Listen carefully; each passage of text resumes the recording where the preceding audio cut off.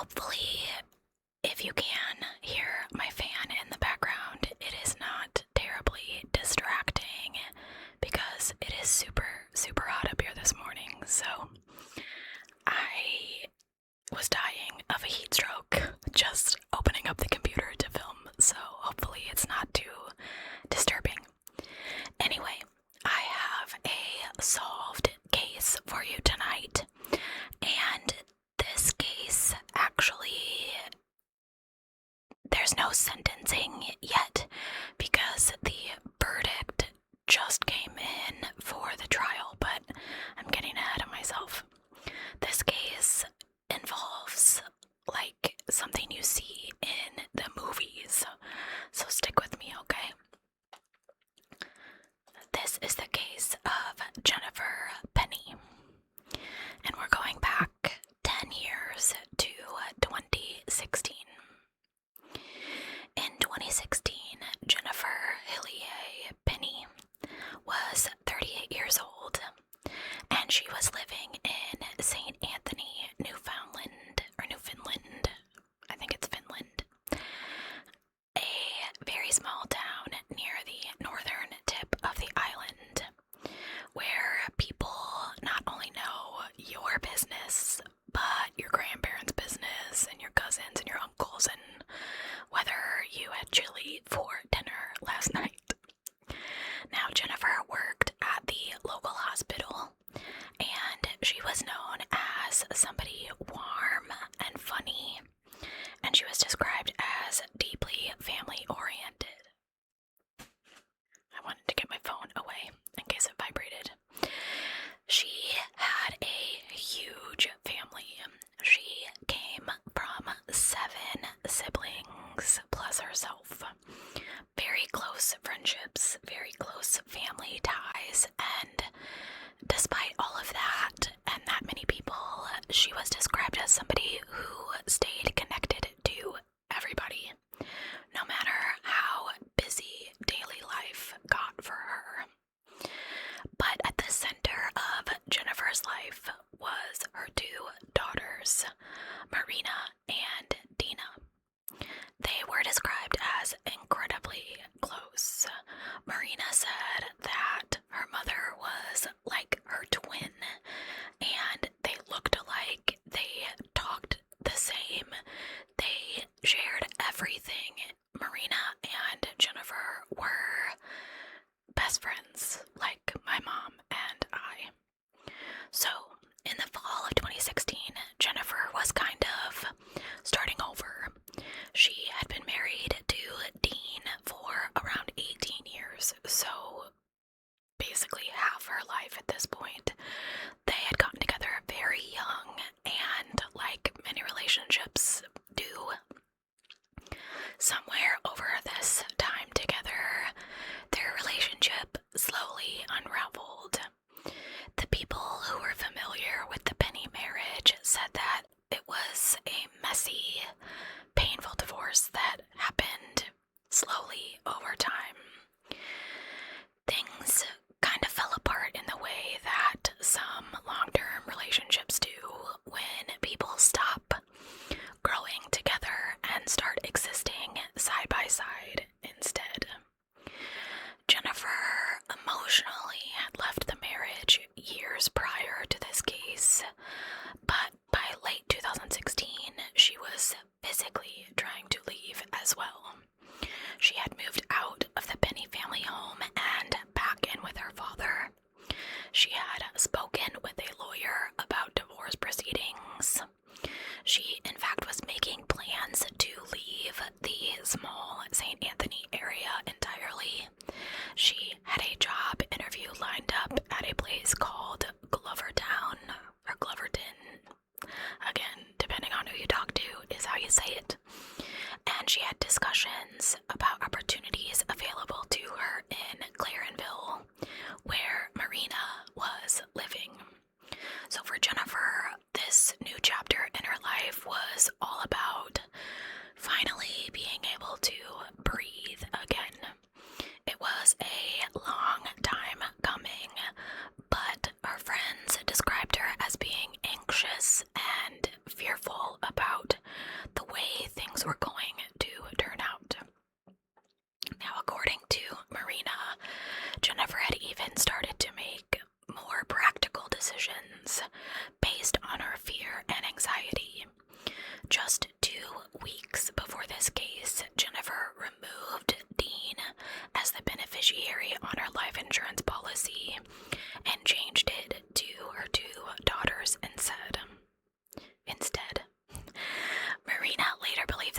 decision said everything about what happened to Jennifer.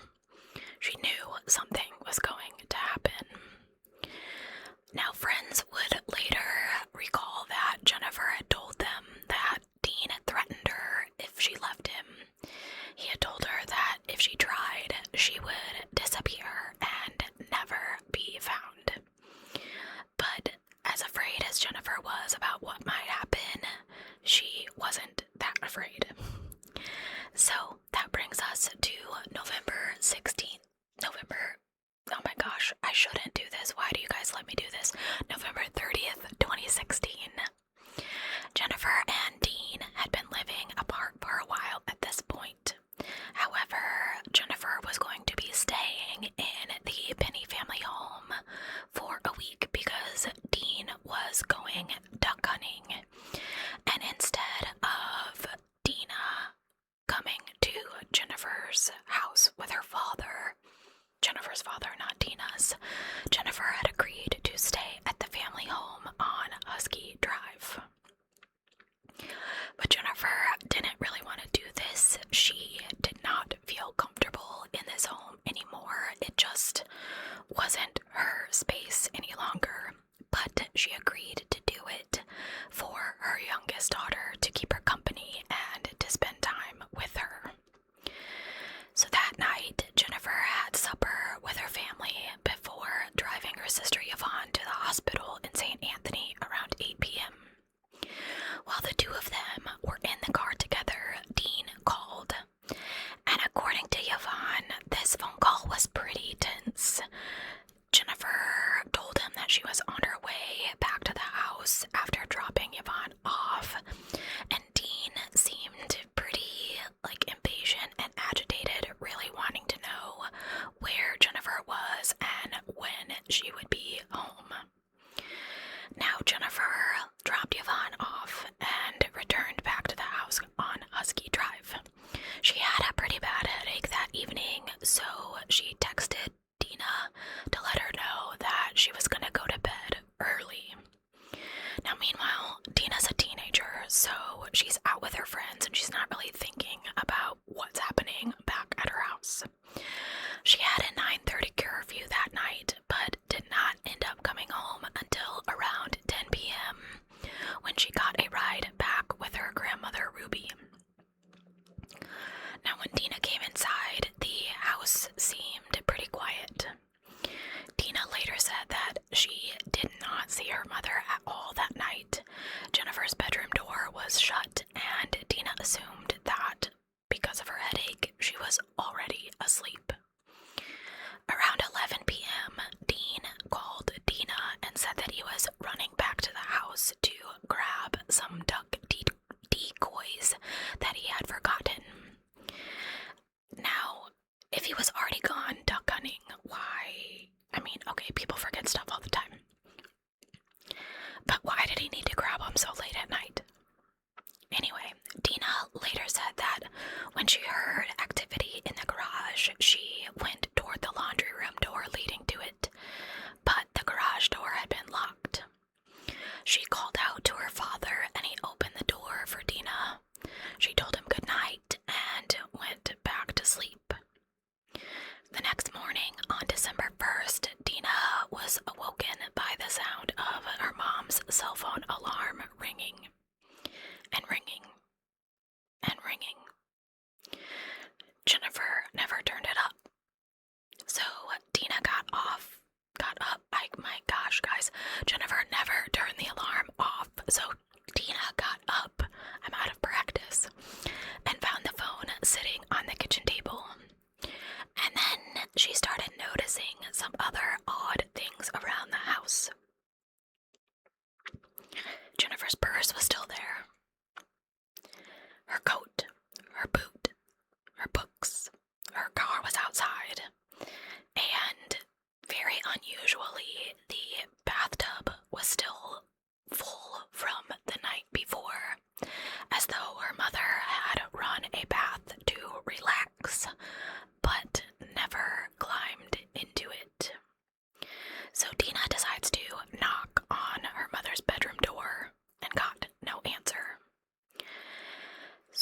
when she opens the door and Jennifer's not there, she contacts her grandmother, Ruby.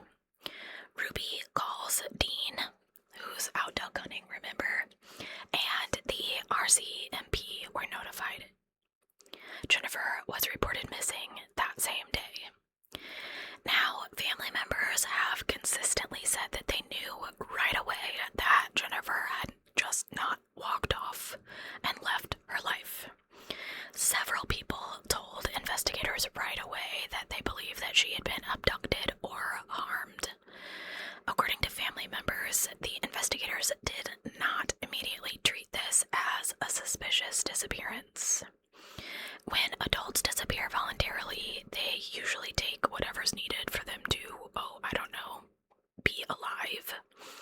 A wallet, a phone charger, medicine, a debit card, something. Jennifer had left behind everything, including her shoes. So her family knew that this meant that something terrible had happened. Frustration with the RCMP investigation began immediately.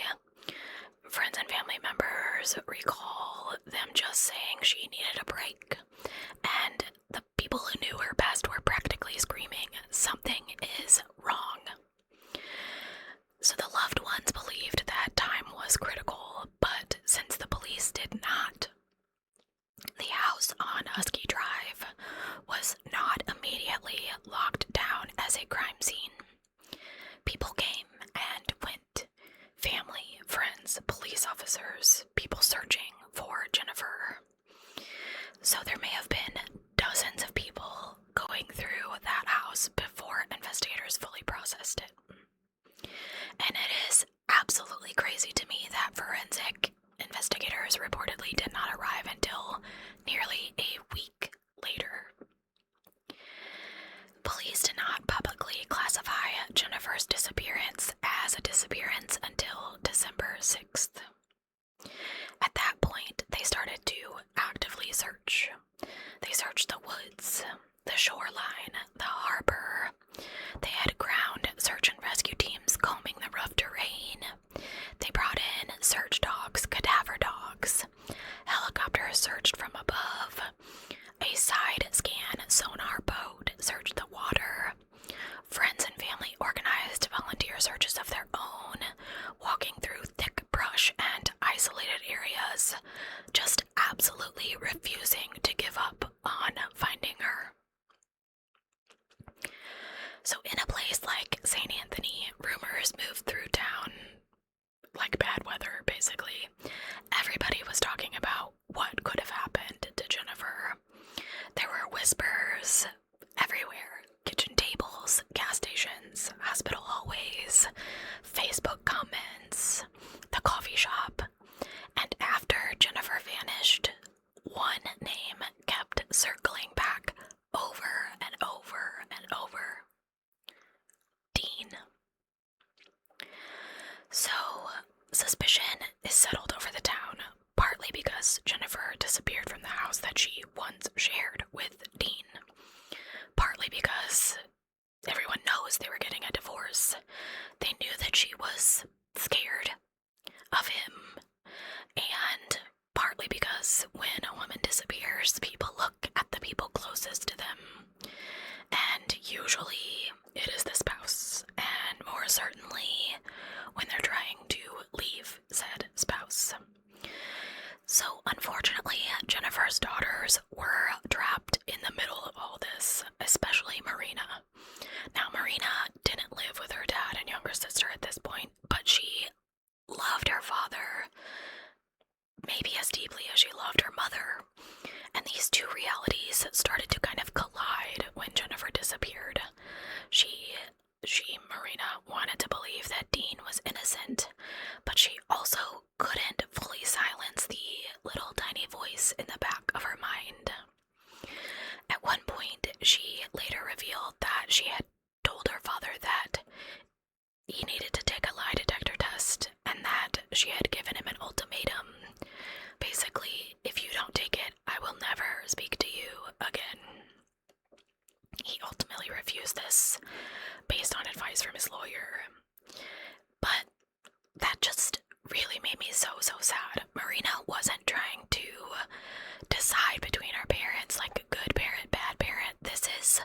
child trying to figure out what happened to her parent. And since her mother was gone, she had to ask her father, someone that she also loved, who may have known exactly what happened. Marina is part of the reason why we know that Jennifer wanted out. She wanted a fresh start. She wanted to leave St. Anthony. She also described the emotional atmosphere inside their relationship before Jennifer left Dean. Text messages recovered from Jennifer's phone revealed a relationship that had deteriorated over time. Jennifer told friends that Dean had accused her of cheating on him, that she had told several people that he drove slowly past the hospital where she worked around the time that her shift ended, possibly to see where she was going or who she was going with. But it wasn't one obvious violent incident that anybody could point to. In fact, Dean's kind of creepiness was something more subtle and harder to explain. Jennifer did worry about how Dean would react financially to a divorce. They had concerns over splitting marital assets, and messages showed that he was trying desperately to stop Jennifer from leaving him. He did all of the usual, I promise I'll change, I'll promise things will get better. He was afraid of losing half of everything. But at this point, there was no turning back for Jennifer. She was planning this future without him. But despite all of this emotional chaos for Dina and Marina, the investigation itself was frozen. Months turned into years, and the searches did continue. Jennifer's missing person posters stayed up around town. Volunteer searches were organized, and the longer the silence stretched on, the more hopeless finding her began to feel. People started to lose faith that this case would ever be solved, and others were convinced that everybody knew what happened, but that justice would never be served. But Jennifer was still missing. So St. Anthony slowly lost hope, but the RCMP did not. They were secretly building a case behind the scenes, and the operation that they were about to launch would become one of the largest undercover investigations in Newfoundland. In September of 2019, investigators quietly launched what is known as a Mr. Big operation, and I've never heard of this, called this. I had to look it up, but I'm going to tell you about it. So they are targeting Jennifer's soon-to-be ex-husband, Dean Penney. Now, if you've never heard of a Mr. Big sting operation, here's the basic gist of it. Undercover police officers slowly pull a suspect into a fake criminal organization, building trust and emotional loyalty over time until eventually the suspect believes that the only way to stay protected, employed, or accepted is to confess their darkest secret to the head of the organization, the so-called Mr. Big. And I didn't think we did things like this anymore, but this wasn't some quick little undercover operation. No, it was enormous. One of the biggest and most expensive Mr. Big investigations ever conducted in Newfoundland. The operation stretched across 50 months, 4 years. Investigators carefully carried out 66 constructed scenarios and more than 105 separate interactions with Dean Penney. Over 100 RCMP staff and officers were involved. At times,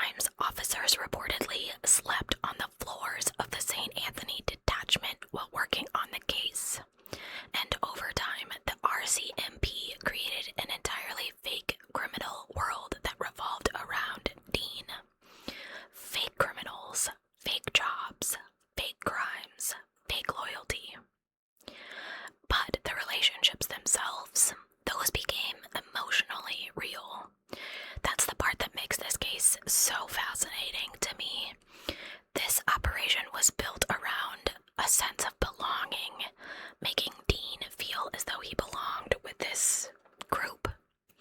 So the first undercover officer that was introduced into Dean's life was known in court only as U.C. Vic. The plan was simple: become Dean's friend. And somehow, over time, that is exactly what happened. U.C. Vic and Dean spent years together during this operation. They traveled together, they worked jobs together, they drank together, they celebrated each other's birthdays. There were like bro hugs, phone calls, they exchanged gifts, they had inside jokes. And bless this UC Vic guy, because that has got to be hard.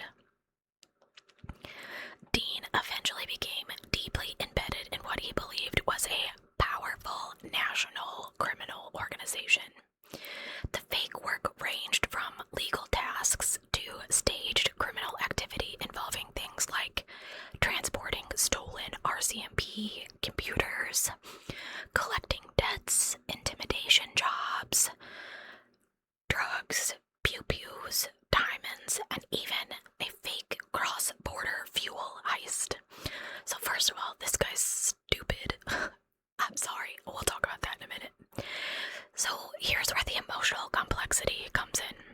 Because after the trial, one of the undercover officers testified that despite everything, he genuinely liked Dean. At one point, UC Vic said, "I really hoped that this would have a different outcome."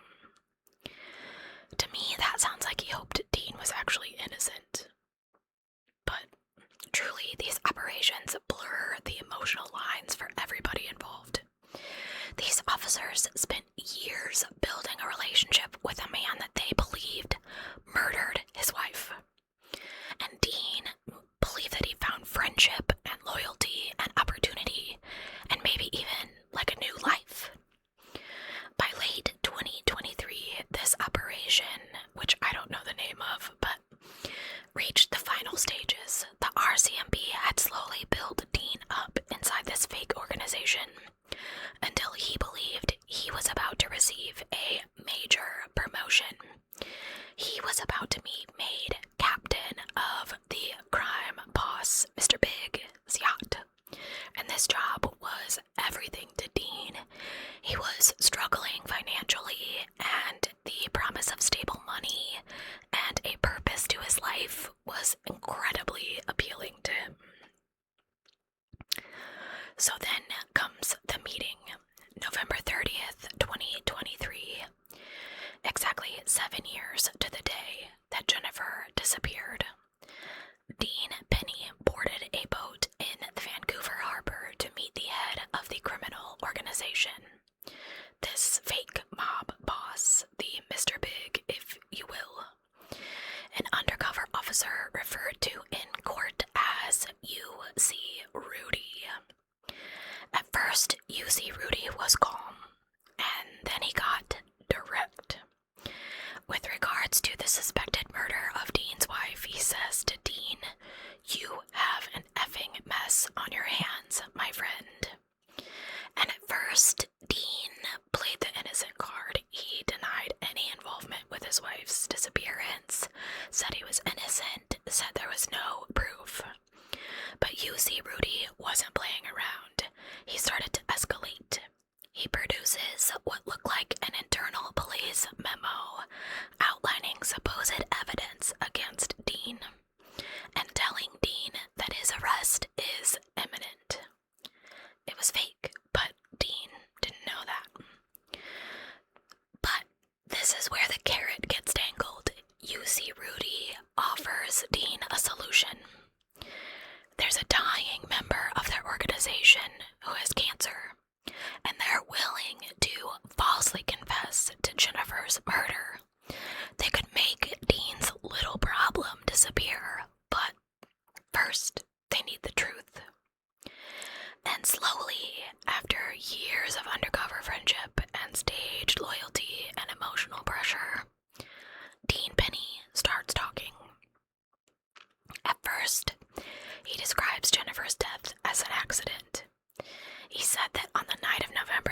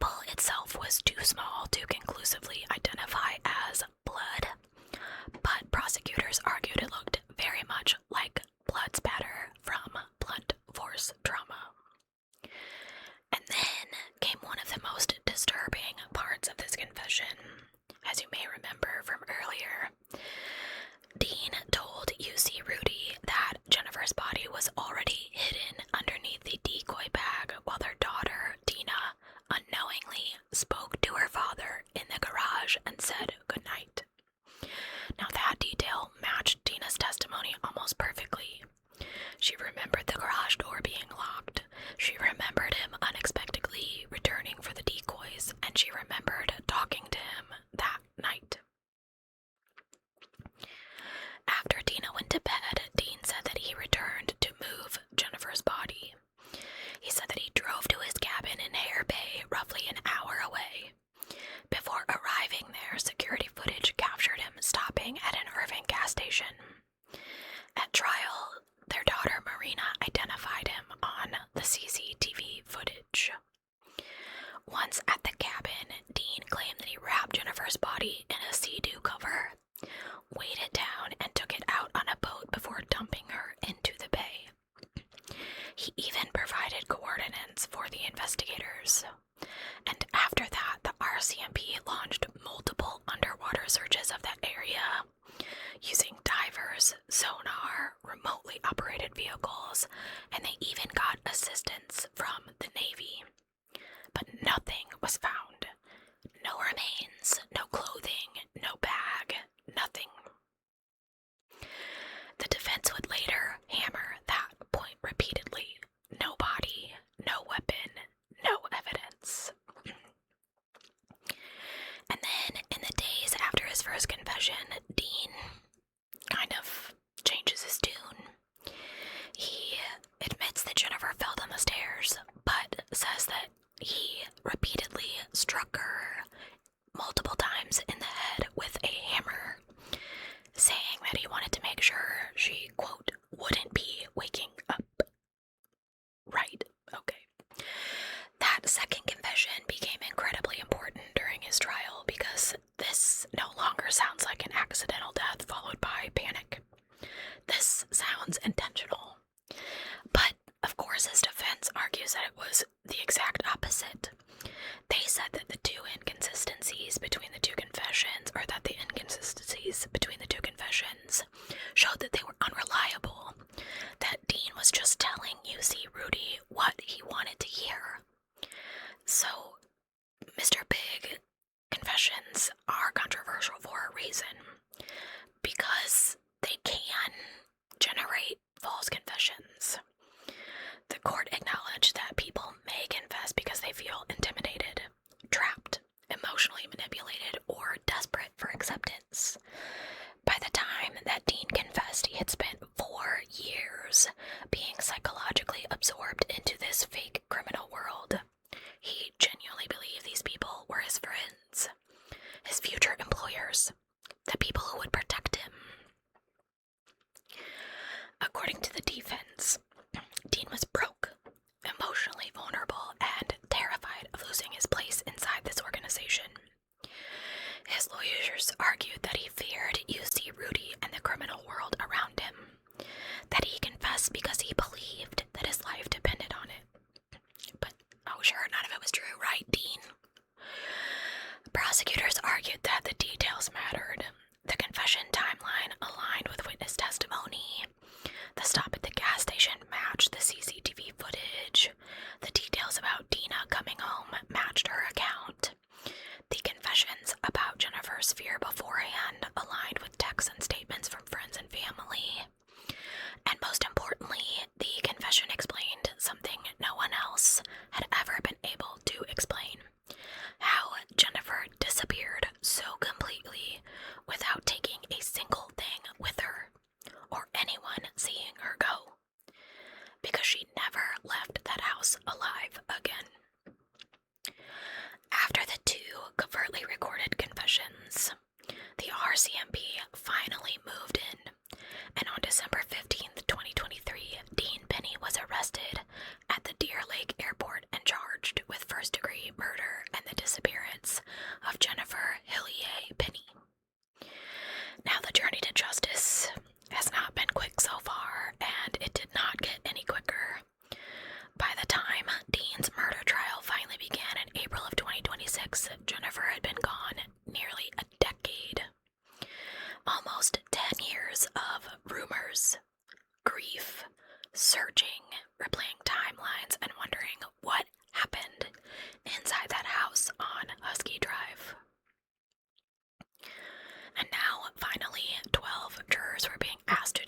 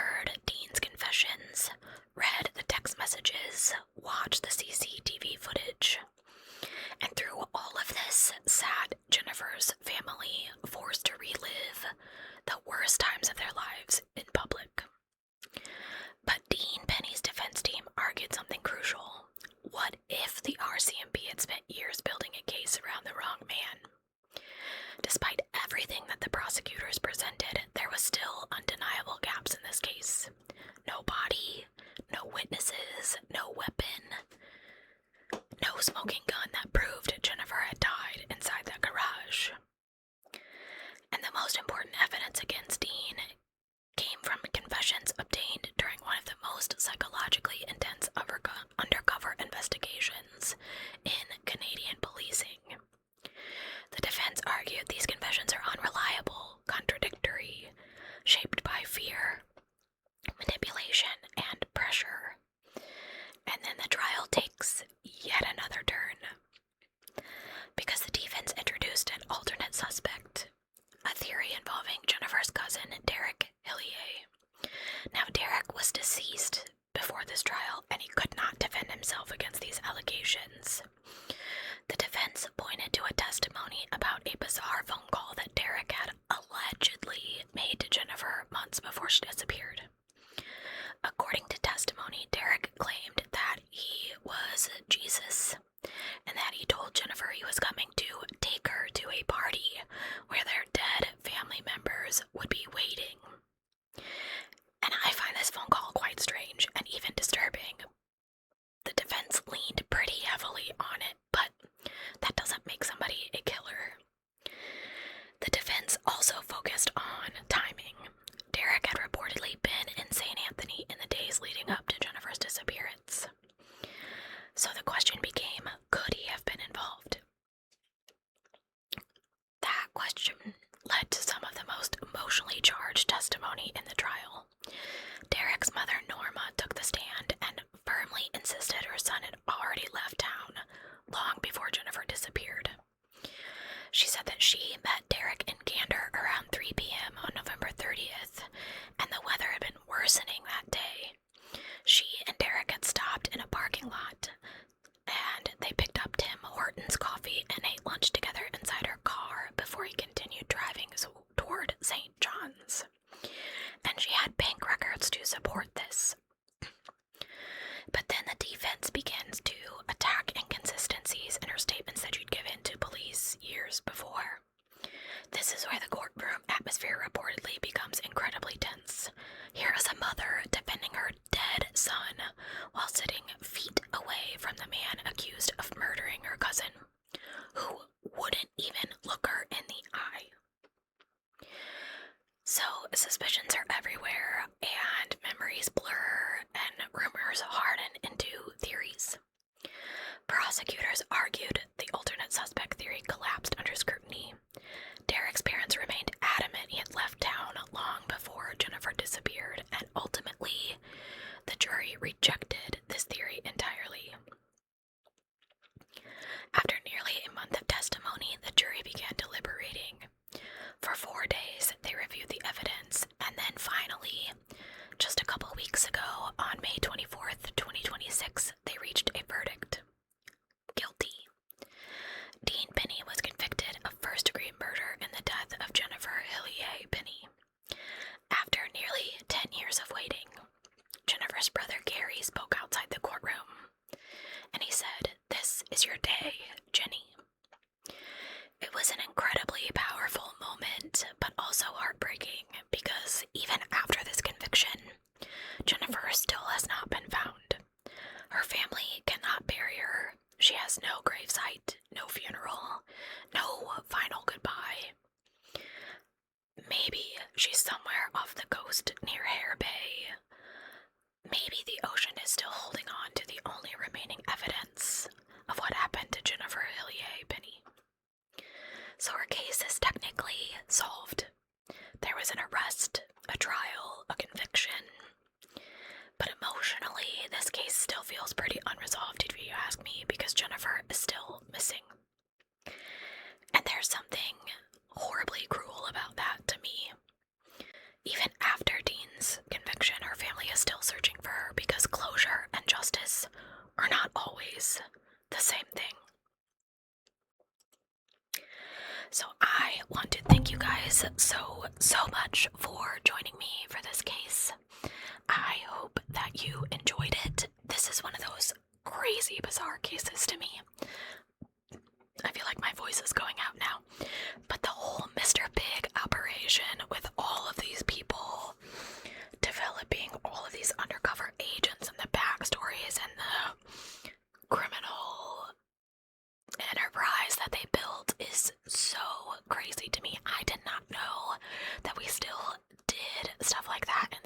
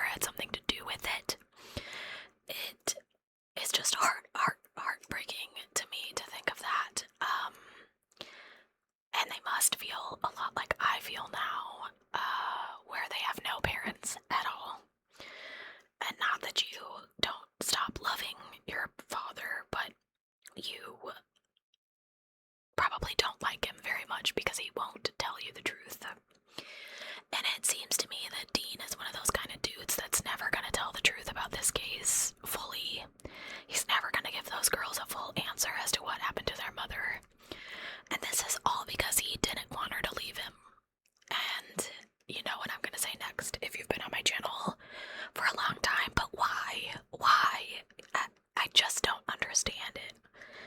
I just don't understand why these people, I'm not going to say men because it has been women too, decide that murder is a more acceptable thing to take into account than divorce.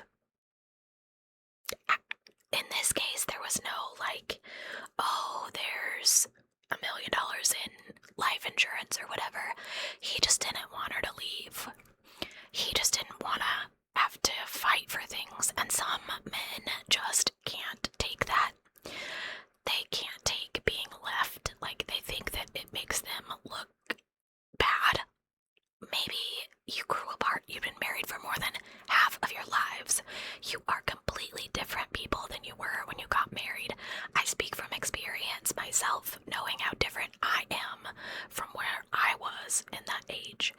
So, yeah, it's quite possible that you grew apart instead of together, and it happens. No one is going to look down upon you because you